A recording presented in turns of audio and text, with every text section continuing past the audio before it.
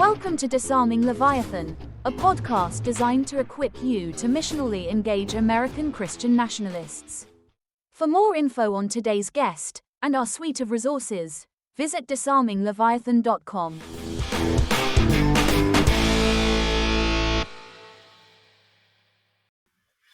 Matt, you have recently written a book that's coming up here in September.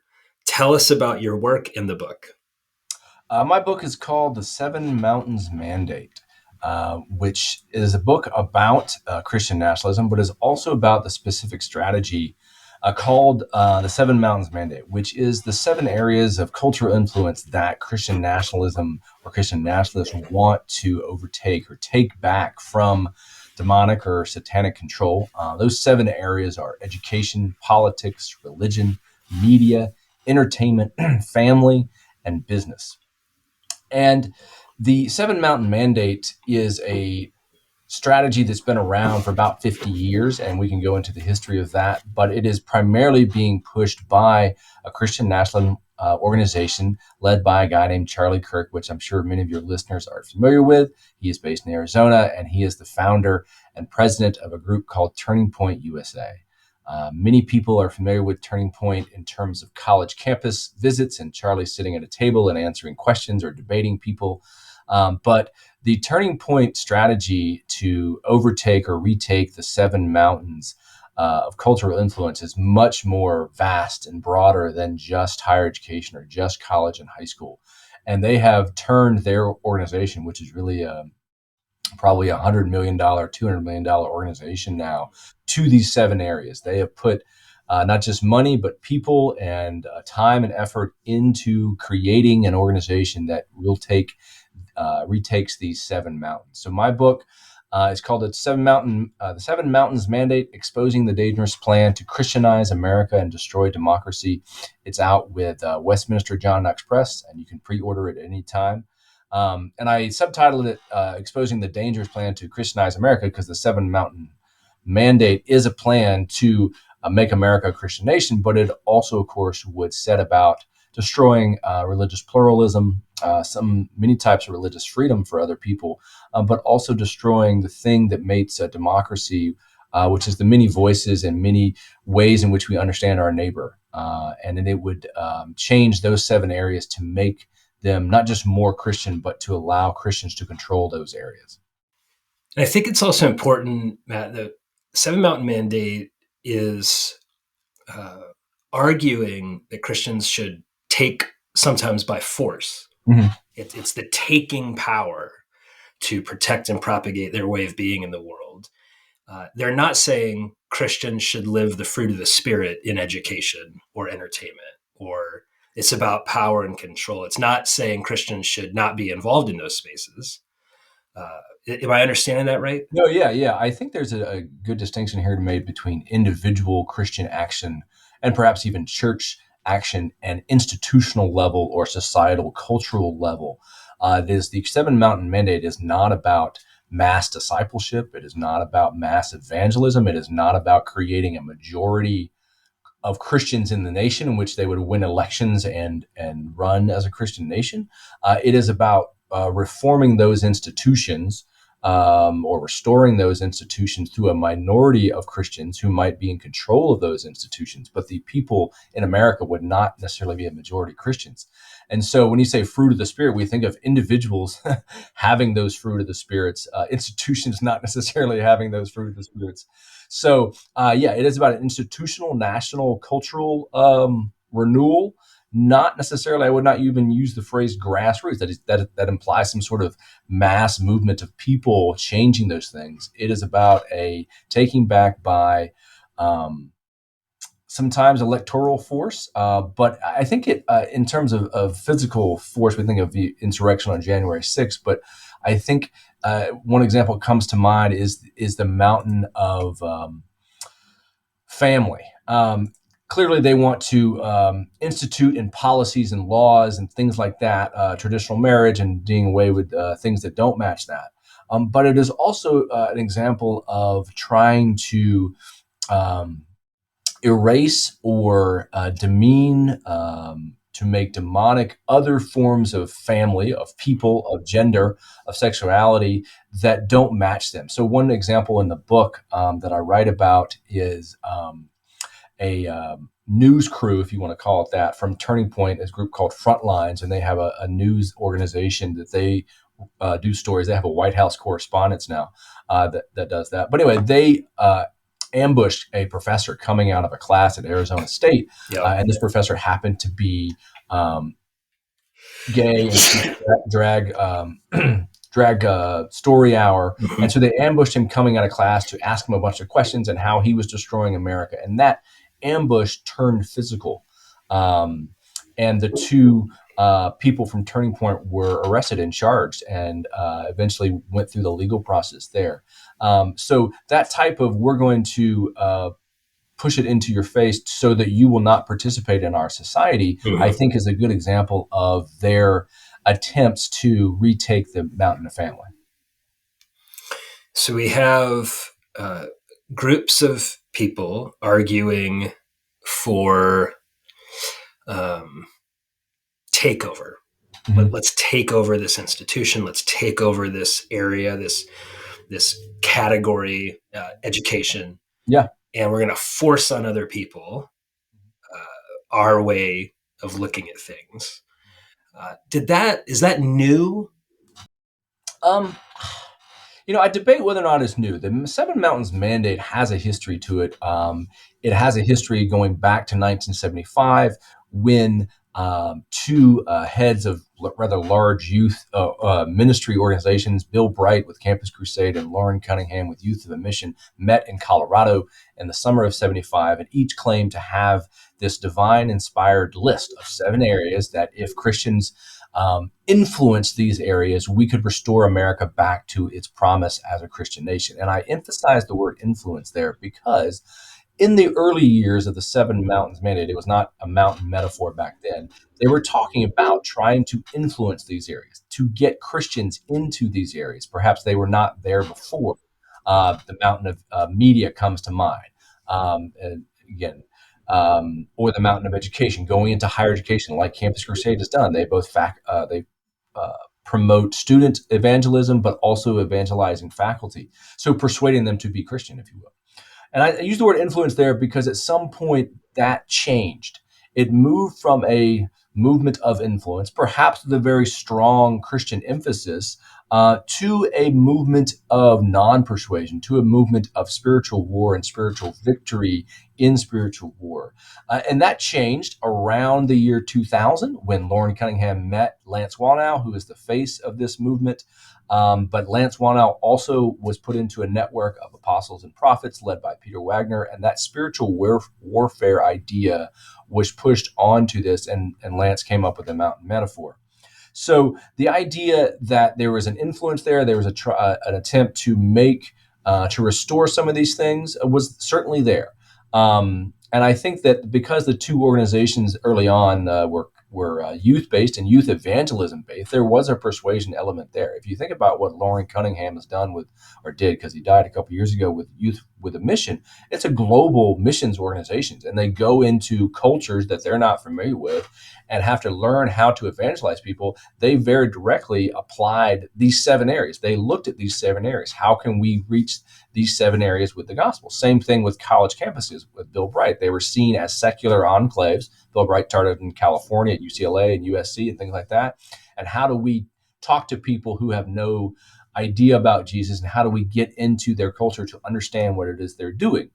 That changed, again, around the year 2000, when they started, after 25 years of losing, if you will, or not being successful. One of the Bill Bright's biographers talked about that in the late 70s, he became frustrated with his great success on college campuses, but he did not see any national change from all the evangelism that he was doing. So he started to promote different areas of these 7, primarily the mountain of business, and funding and helping businessmen not just create their own Christian businesses, but use their profits to change the nation. And so after that happened for a while, and there was more money to be had and more conservative ties politically with the church, that came to be more of a losing effort. Sometimes they won, sometimes they lost. But around the year 2000, when Lauren Cunningham happened to run into a guy named Lance Wallnau at a conference, and so I say that since 2000 till now, the word has been to, yes, overtake, retake, to claim by spiritual force. Sometimes it's physical force, but claim that this area is for Jesus, and that is not just a goal, but that has happened, and that we should just try to follow Jesus into these areas. And one fine example of this is you think about the mountain of religion, which was kind of odd for me to think about, because you think, well, the church runs the mountain of religion. Right, yeah. Satan does not control the mountain of religion. Well, in this case, it does, or he or she, or whatever you want to call it, right? The demonic control of the church meant that the church was not doing enough in the other 6 areas. So to convince the church to do more in the other 6 areas, to go take the gospel beyond the 4 walls of the church, if you will, meant that we had to say that the gospel is not just these Bill Bright's 4 spiritual laws. The gospel is about changing the nation, changing the morals of the nation, or changing the laws of the nation, or changing not just the people of the nation. So getting the church to do more was one way to overtake the mountain of religion. The last thing I'll say about the history of the movement, in writing the book, I wanted to trace a line of these 7 areas. Again, they were called 7 mountains at some point. Sometimes they're called 7 gates or 7 pillars, but there are 7. And these areas are not new. Were not new in 1975. They were in sociology textbooks. They were in other types of textbooks. So these 7 areas were not new. But if you look at Bill Bright's books, he wrote a book in 1988 about 9 areas. Sometimes there's 9. And so these different areas pop up in different people's writings, even though they're not named the 7 mountains. And so you can see the gathering of this agenda. If you think about the conservative ties to the church, it started out certainly with government, certainly with education, but they expanded in all these 7 areas. So today we have a group called Turning Point, which spends hundreds of $millions dollars in these 7 areas. And they ask for donors to pitch these 7 areas. And so Turning Point has become the indispensable organization for the 7 Mountains Mandate. So over the last few decades, we've seen this movement grow. It's kind of enmeshed in entertainment, politics, education, etc.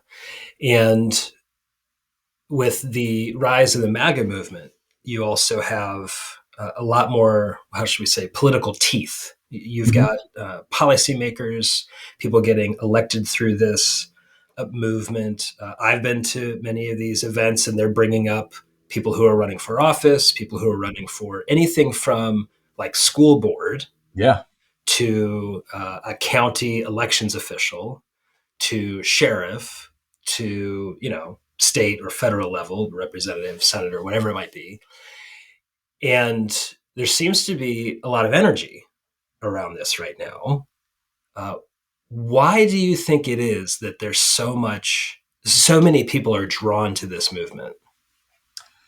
I do think it's 2 things. One, I think the continuing raising of the stakes of elections, so that elections have become nationalized. Obviously, there's federal elections, but as you just mentioned, all the elections that you just mentioned from school board on up have become nationalized. And so that the Wisconsin Supreme Court justice election here, or, again, an off-year state house election special primary becomes really important. So there's a nationalized plan by groups like Turning Point that have national ambitions or national goals.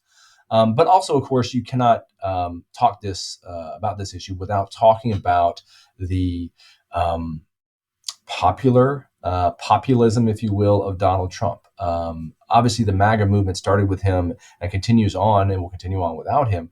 But the idea that we should dismantle government, defund anything that government wants to do, both at the state and federal level, has been around for a while. But we'll say billionaire, has taken that to a new level. And so the energy around the movement has become centered on one person, but then on one goal. And this is the fascinating thing about the 7 Mountains movement. It was around for a while. Like I said, it was around since 1975. Bill Bright wrote his book in 1986. He didn't talk about it for 10 years. That book is not as popular as people would think. And then around 2000, it comes back again. It comes back again when Lance Wallnau goes on the stage and writes a book about Donald Trump. And so it comes back around again. And each time it comes around again, it becomes more and more centered on expanding into these 7 areas. So now we have Donald Trump's second term, and the energy behind that term for his supporters is very high. And because he learned a lot from the first term, and he has the same religious advisors who are telling him the same things. And I think that the energy behind the movement is to finish the job, is to complete the takeover. That they battled the deep state in the first term, doesn't matter now. They've won that. And so with Turning Point, it is the organization that is most responsible for these 7 areas. Now, there are other areas or other groups that do similar things. There are obviously some groups that do education, groups that do government, but Turning Point, as far as I can tell, is the only group doing all 7 at one time. Yeah. And that provides a lot, not just of money, but a lot of energy, because you can put a lot of different feelers out there in all 7 areas. It seems to me that there's some distinct streams of Christian nationalism, dominionism. Matt Taylor did some work on this. I think it was him that he kind of identifies 3 theological streams. There's kind of a Catholic stream, kind of made popular by like J.D. Vance. Yeah. There's a more reformed stream like Pete Hegseth, who's part of one of Doug Wilson's church. Doug Wilson's a pastor, a theologian who's argued for some of this stuff. And then there's kind of a Pentecostal charismatic stream, like a Paula White type. I think even Lance Wallnau kind of fits in that department, if I'm not mistaken. And Turning Point seems to, at least right now, be able to hold all of those together. Yes. Yeah. This is super nerd theology, nerd insider baseball, but like generally speaking, those 3 streams theologically have not done well together. They've not gotten along. How are they getting along now?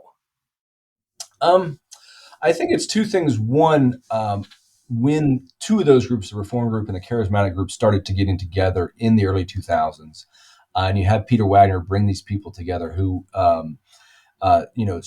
used stuff from R.J. Ratooney, who was the Reform people, and you had the Charismatic, who already had this spiritual warfare thing going. One of the rules was we don't talk about what we disagree on. Mm-hmm. And one of the things they disagree on, of course, is the end times and what happens with that. Right. That same rule is being applied today by Turning Point and Charlie Kirk. There is not a theological debate going on the stage of these Turning Point faith events. There is a talk about what unifies us. Yeah. And so I went to a Turning Point faith event a couple of weeks ago here in my town of Gainesville, Georgia. And the new face of Turning Point Faith is a pastor named Lucas Miles from Indiana. And he had the group, about 2,000 people, pastors and their wives and other people, recite the Apostles' Creed, because that was the thing that he said unified everybody. He gave shout outs to Catholics who were in the crowd. I didn't see any collars, but there were obviously some Catholics in the crowd. It was at a charismatic church. There were certainly Southern Baptist pastors in that crowd, because we're in Georgia. And so they talked about the Apostles' Creed as the thing that unifies them. Yeah. The other thing that unifies them is this fear of losing the Christian culture of America. And these 7 areas of cultural influence go to that. And not just losing young people. They had a panel of Gen X and Gen, whatever we are, A or Z influencers. So they were talking about losing young people. They're talking about losing particular genders. They're talking about the men are coming back, but women are still on the fence. So they're talking about losing a lot. And so they wanted really people to act differently than they had before. And the thing that struck me about this Turning Point Pastors Summit was I was intrigued about how Charlie Kirk would perhaps change his message, because he's won. He has Trump in the White House. They control Congress. They won the election. So how would he change his message? He didn't. He continued on with this spiritual warfare, that we continue to fight the war, and that now that we're doing this warfare even more, we need different tools. We need different messages. Specifically, he said, to pastors in the crowd who thought they signed up to become a pastor during peacetime Christianity, that was his phrase, they needed to change their mindset because we're in wartime now. He didn't really say when the switch was made. But he did say that he grew up in peacetime Christianity and he's 30 years old. So I don't know exactly when he was talking about, because he came of age during the Tea Party and the Obama era. Right. So nonetheless, we are in wartime Christianity now, and he was calling the pastors to do more to fight this war so they would not lose. Yeah. And that was just fascinating to me, because coming off the heels of winning, but also I'm not sure how that resonated with the pastors in the crowd. I'm from Augusta, Georgia, and there was a pastor from Augusta there named Marty Baker, who is, it doesn't scream charismatic, but at the same time, it is not a Southern Baptist church. And he was on the stage with other pastors. And I bring this up because his rhetoric, or his words about church growth and expansion and talking about political issues from the pulpit, was certainly there, but it was not as full-throated a defense of what Turning Point wants to do as Lucas Miles was. I'll just say that, who's the face of it. And I point the difference out to suggest that I think there is energy out there, but pastors are still unsure about not just how far they can go with political issues, but how far they want to take the new face of the Seven Mountains mandate, how far they want to go with a group like Turning Point. And I don't know what percentage of churches that is that are with them, that are on the fence about them. But it's still, I think, a minority movement within Protestant churches. Yeah. When you mentioned there's a fear of losing Christian culture, what do you think they think Christian culture is? It's patriotic. Let's just go with that as well, right? Very patriotic, God and country, certainly.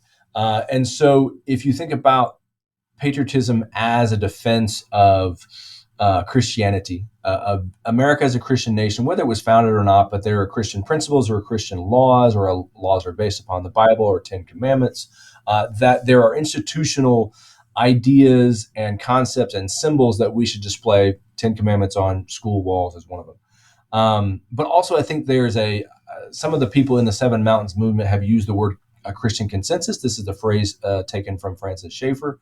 That we may not all be Christian, but we can agree that there should be these principles, and they're labeled as Christian. So having a Christian consensus does not necessarily mean having a majority Christian nation. It perhaps means having certain laws and policies that go along with that. Abortion and education come to mind there. But I think that expanding that beyond the mountain of government is really the goal of Turning Point. So think about the mountain of entertainment, for example. Right? It is not about creating a parallel entertainment system or entertainment infrastructure. It's not about creating Christian networks or Christian TV. That's what they did in the 70s and 80s. Now it is taking the fight to secular Hollywood in a different way than they were before. It was not just mocking them or telling them how bad they are and ignoring them and creating their own Christian content.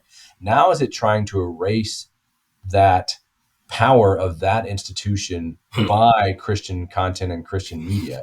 Turning Point's mountain of entertainment is about creating social media content, creating memes, using mockery to deride the stuff they don't like, so that stuff does not become as powerful. And I say that because that's a sort of a vague idea of what Christian culture should be. We should promote things that are good and also mock the things that are not.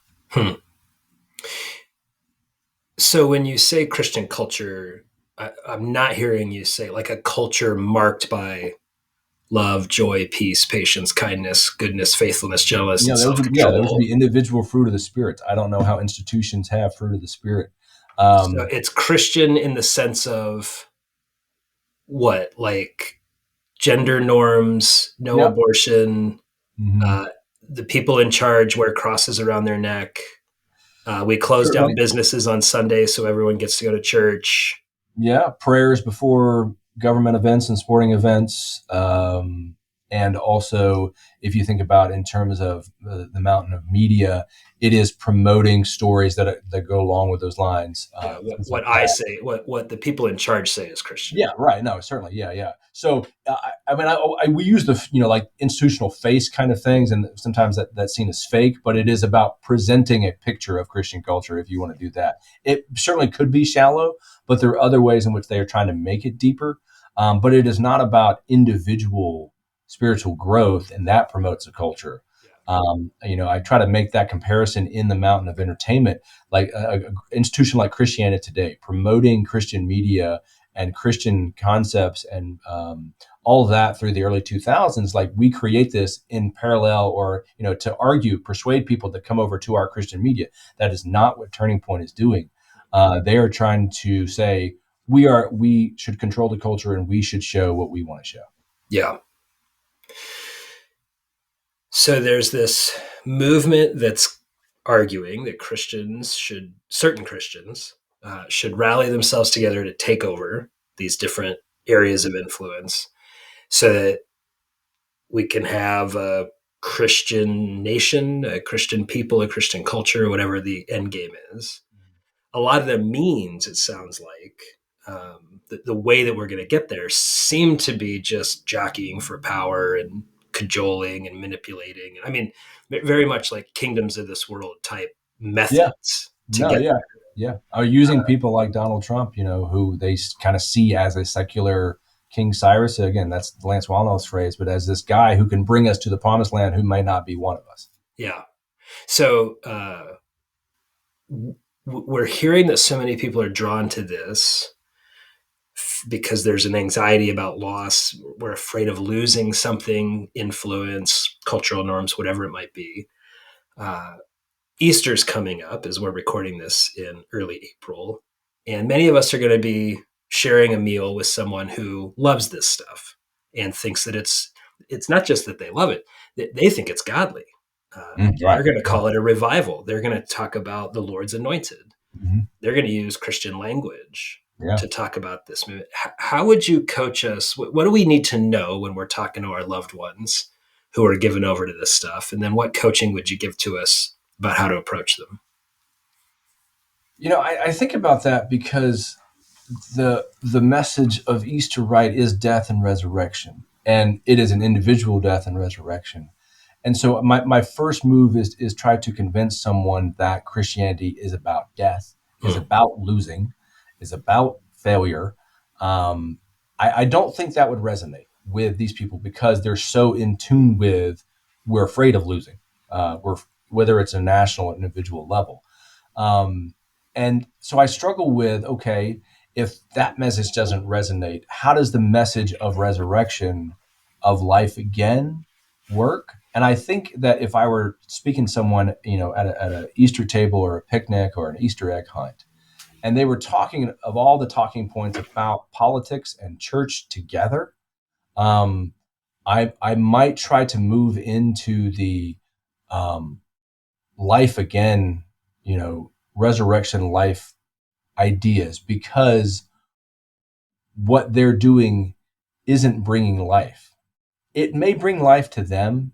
We talk about energy and being involved in something, but they want to be involved in something bigger than themselves. That is certainly true for all of us. And I think over time, they might see that what they're doing is not bringing life to themselves. It's only bringing further division. It's only bringing pain. Or, if we want to use sports as a metaphor, it is about following your favorite team. And each time you watch a game, they win or lose, you are, if you're over the moon when they win and under the blankets when they lose, that's a moment where you need to ask yourself what's going on. And I think that if we talk about what it means to create life, I guess that's the question I'm getting at. What does it mean to sustain life, to resurrect life? It is not just an individual versus an institutional thing. We can do both, I guess.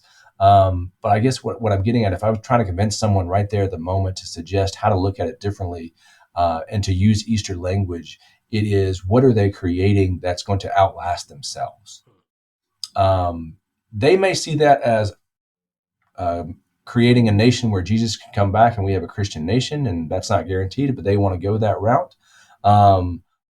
I think it's better perhaps to suggest something about legacies, family legacies. I mean, we have family divisions going on because of this. We have people not talking to people because of this. And so I don't think that's life creating or life sustaining. And I struggle with how to respond to, because you're not going to talk them off their talking points. You're not going to convince them that particular policies are bad or wrong. You're not going to convince them that Trump is the, worst of the worst. So you got to find a way in. And I think the only way in at the moment may be, what is their definition of life creating or life resurrection, or things that are bigger than themselves? How do they choose to be a part of things that are bigger than themselves? They've done that before with other things. What does it mean to be part of a church that's bigger than yourself? I think that could work. And that might get you into, legacy and life discussions. Yeah, that's good. Matt, thank you so much for being with us and also for your ongoing work in this space.